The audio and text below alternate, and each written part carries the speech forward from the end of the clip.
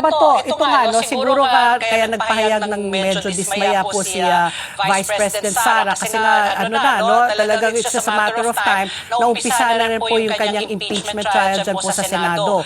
And she needs, 2/3, di ba, para po ma-impeach. So, pero, para ma-convict po siya. Pero 23 lang po ang umuupo ngayon eh. So, parang 16 pa yun. Tapos, so 7 po ang kakailanganin po para hindi po siya, how will that work po? Kayo na po magkwento.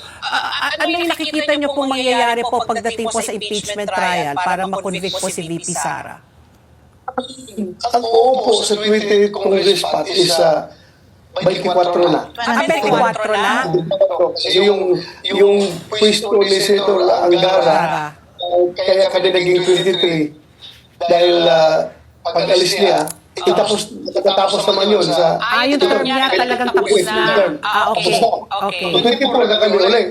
So, ang kailangan namin para safe si VP Sara na hindi siya ma-convict is we need 9. Oo. Kasi 24, 2/3 of 24 is 16. Okay. We need 16 to convict VP Sara. At we also need 9 to save VP Sara.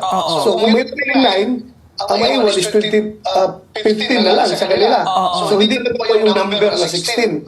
So we need 9 na natututol na hindi siya i-convict. Oo. So yung anim na sabi mo nga, yung Duterte Block, medyo safe na po yan. So kailangan nyo pang lumigaw ng 3 mula sa kabila para po maging safe si VP Sara po. Liligaw talaga. Diba? Kasi that's a political, ayun yung judge. Ano yung political exercise. Sabihin na lang natin na base na lang sa ebidensya.